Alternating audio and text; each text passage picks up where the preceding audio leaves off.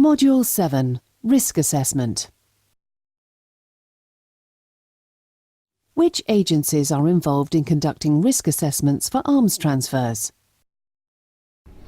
We collect, depending on the license of the item being transferred and the recipient, we get information from essentially the entire U.S. government, Department of Commerce, Department of Defense, Department of State, Department of Justice. We get information from all of them, but then we also get information from our intelligence community, and we bring it all together. So it's a pretty broad-based information. Now, not every license or authorization requires this full range of information, but there's a healthy interagency process to review licenses and to work on the risk assessments.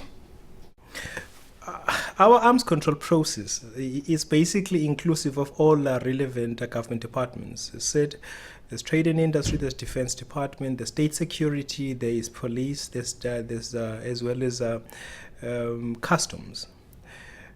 And if an application comes through, we therefore receive every specific line function input from all the government departments. And obviously, those that have got a particular concern about a particular application will therefore enlist that.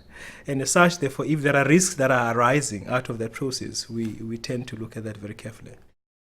Are risk assessment criteria contained in relevant legislation or policy guidelines? The risk assessments, the criteria for the risk assessments are contained in the recently updated conventional arms transfer policy. It specifies a series of criteria in the policy. We have, in terms of our act, which is the National Conventional Arms Control Act, we've got a particular section which sets out the criteria or guidelines for arms transfer.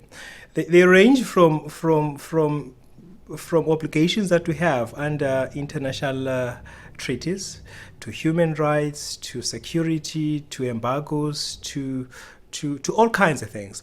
And when we do an assessment of an application, it is done against that particular profile. And as such, therefore, if there are areas which are of concern as you apply that particular criteria, therefore you may highlight that as a risk and begin to look at measures you will adopt to try to mitigate such a risk.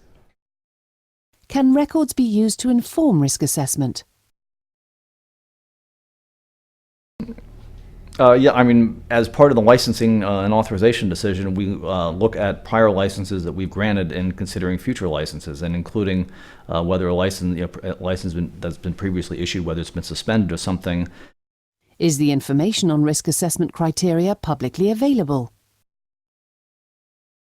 It depends on the nature of information that you have at any given moment in time. There will be information that is publicly available, but there is some information that will be very sensitive, and as such, therefore, would observe standards of confidence when it comes to that. It's case by case, but everyone therefore should know that there is a legislation that everyone has got to comply with. So the Section 15, which I've referred to earlier, is basically publicly available, so you know the standard against which you shall be charged. Which agencies are involved in risk mitigation?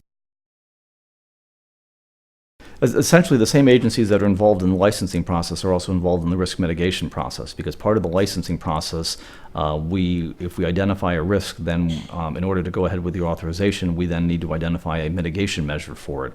And the mitigation measure, it can involve Department of State, can involve Department of Defense, Department of Justice. It just depends on the nature of what the mitigation measure might be. For example, we might identify a potential risk with a particular recipient country that they have a poor record on stockpile security or something, but we could then export the item in question to a particular entity within that government that has a better record on stockpile security and stockpile management, and then possibly again do post-shipment verification to follow up on the actual transfer to make sure that it's where it's supposed to be. But we do this on a regular basis, not with every single transfer, but we do a great deal of post-shipment verification under the Blue Lantern program, Golden Century, and other programs. We may have a risk, like as an example, a risk of diversion. If a person, therefore, we suspect that there is a risk of diversion, we may have to get into some arrangement with them around, as an example, the post-delivery inspection arrangements. So that after a particular period of time, we may have to go to that country and wish to see the items that we exported to them and see whether such use is still consistent with the originally declared end use. What are examples of risk mitigation measures your state undertakes? Well, it depends on the nature of the risk that you have. If there is a risk around a possible diversion, will therefore require Foreign Affairs to be able to engage with the country of our destination and seek to get some assurances with regard to that.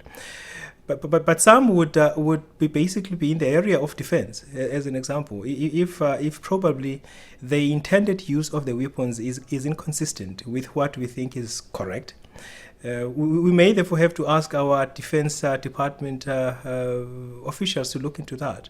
But obviously, once such information is basically obtained, it fits into the system again for everyone to consider and look at the extent of the mitigations, whether it is indeed sufficient to deal with the risk.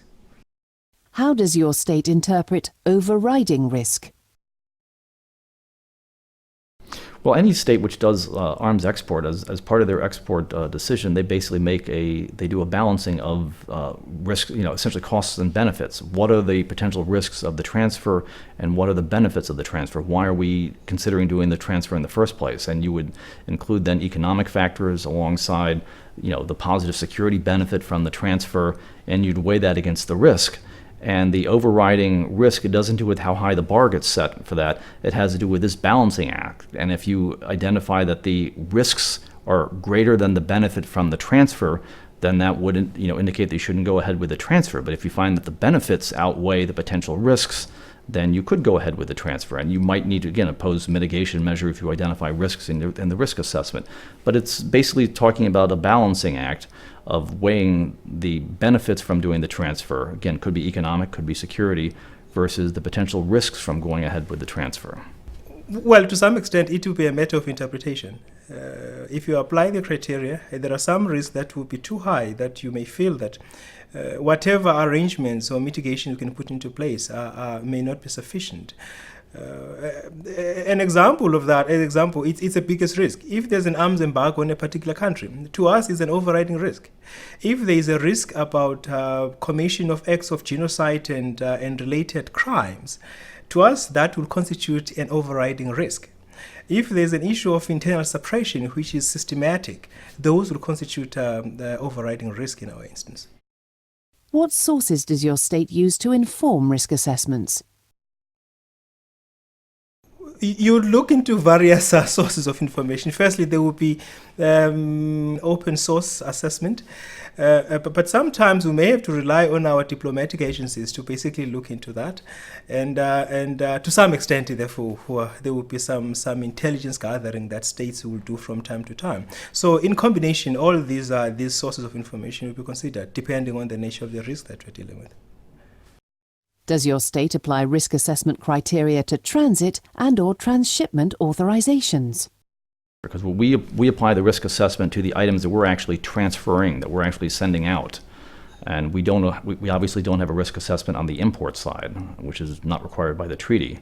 So we don't apply the criteria to transit and transshipment things. But if we know, for example, that a transfer that's going to transit the U.S. is going to somebody who's under a UN arms embargo, then we would take action on it. But that's not part of an assessment. That's just checking to make sure that it's consistent with international law. Well, it is applied to about all the transfer activities.